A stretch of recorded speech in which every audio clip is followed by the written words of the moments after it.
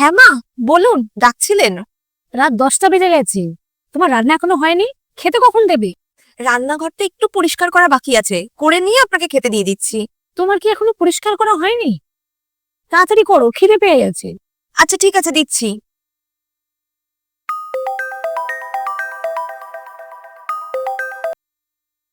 হ্যাঁ বড় বৌমা। হ্যাঁ বলো। হ্যাঁ হ্যাঁ ভালো আছি। হ্যাঁ খাওয়া দাওয়া হয়ে গেছে। ছোট বৌমা আমাকে 9টার মধ্যে খেতে দিয়ে দিয়েছে। আর ও খুব আমার যত্ন করে, টাইমে টাইমে ওষুধগুলোও দেয়।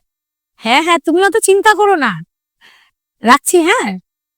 মা, আপনি বড়দির কাছে আমার হঠাৎ এত প্রশংসা করছিলেন, আমি তো আপনাকে এখনো খেতে দিইনি। তাহলে আপনি বউ থেকে মিথ্যা কথা কেন বলছিলেন? প্রশংসা করবো না কেন? তুমি তো আমার যত্ন করছো, ও কি করছে? আরে এইসব বৌমাদের আমি ভালো করে চিনি। ওই ফোনের মধ্যেই বলবে ভালো আছেন, খাবার খেয়েছেন, ওষুধ খেয়েছেন। আরে সেবা তো তুমি করছো। ওর যদি এতই চিন্তা হয় আমাকে নিয়ে, তাহলে এখানে আসুক না। এখানে এসে আমার যত্ন করুক, তবেই সে না বুঝবো। শুধু কি ফোনে খোঁজ খবর নিলে হয়ে যায়? এরা কি বলতো, এরা শুধু ফোনে খোঁজ খবর নিয়ে আমাকে খুশি করতে চাইবে। আর খাওয়া দাওয়ার কথা তুমি বলছো, ওটা তো হয়েই থাকে। তোমার ঘরে কাজকর্ম থাকে, তাতে একটু দেরি হয়ে যায়। সেই জন্য কি আমি সবার কাছে বলে বেড়াবো? আর বিশেষ করে একে? কিন্তু মা, এখনকার দিনে শাশুড়ি মায়েরা তো যেসব বৌমারা বাইরে থেকে খোঁজ খবর নেয় তাদেরকেই ভালোবাসে, তাদেরই প্রশংসা করে। আর যেসব বউরা বাড়িতে থাকে, সেবা করে, তাদেরকে তো মূল্যই দেয় না।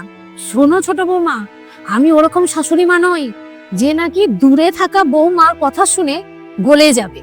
আর তুমি আমার সামনে থেকে সেবা করছো, আর তোমার প্রশংসা আমি করবো না? ওর প্রশংসা করব? দূর থেকে না সবকিছুই ভালো লাগে, সামনে আসলে বোঝা যায় কে কিরকম।